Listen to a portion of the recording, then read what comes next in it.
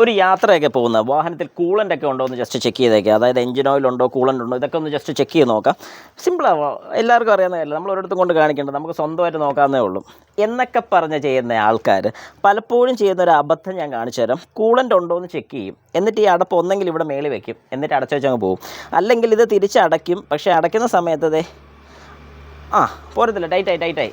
ഇതാണ് ഒരു പ്രശ്നം. ഒരു കാരണവശാലും ഇങ്ങനെ ചെയ്യരുത്. പൂർണ്ണമായിട്ട് നമ്മൾ അഴിക്കുന്ന ഏതൊരു വസ്തുവാണെങ്കിലും, അതായത് ഈ ഒരു ക്യാപ്പ് അടച്ചു അല്ലെങ്കിൽ അഴിച്ചു കഴിഞ്ഞിട്ട് ഇത് അടയ്ക്കുമ്പോഴത്തേക്കും പ്രോപ്പറായിട്ട് ലോക്ക്ഡ് ആയിട്ടുണ്ടോ എന്ന് നോക്കുക. റിസർവ് ടാങ്കും അതുപോലെ. എഞ്ചിൻ ഓയിലിൻ്റെ ലെവൽ നോക്കാൻ വേണ്ടി സ്റ്റിക്ക് എടുക്കുകയാണെങ്കിൽ സ്റ്റിക്കും തിരിച്ച് അതുപോലെ കയറി ഉറപ്പ് വരുത്തുക. എഞ്ചിൻ ഓയിലിൻ്റെ ക്യാപ്പ് തുറക്കേണ്ട ആവശ്യമില്ല, എന്നാലും തുറന്നിട്ടുണ്ടെങ്കിൽ അതും കൃത്യമായിട്ട് അടച്ചോളുക. ബാറ്ററിയുടെ ചെക്ക് ചെയ്യുന്നുണ്ടെങ്കിൽ അതിൻ്റെ ക്യാപ്പ് കൂട്ടിയിട്ടുണ്ട്, അതിൻ്റെ ക്യാപ്പും കൃത്യമായിട്ട് അടയ്ക്കുക. ഏതൊക്കെ കാര്യങ്ങൾ നമ്മൾ ചെയ്യുന്നു അതെല്ലാം കംപ്ലീറ്റ് ആക്കിയിട്ടുണ്ടെന്നുള്ളൊരു കാര്യം കൺഫേം ആക്കിയതിന് ശേഷം മാത്രം ആ ഒരു പൊസിഷൻ അല്ലെങ്കിൽ ആ ഒരു പോർഷൻ മാറ്റി അടുത്തൊരു പോർഷൻ നോക്കാവുള്ളൂ. അല്ലാത്ത പക്ഷം ഇത് അറിയത്തില്ലെങ്കിൽ ചെയ്യാൻ പോകരുത്. 8ൻ്റെ പണി കിട്ടും.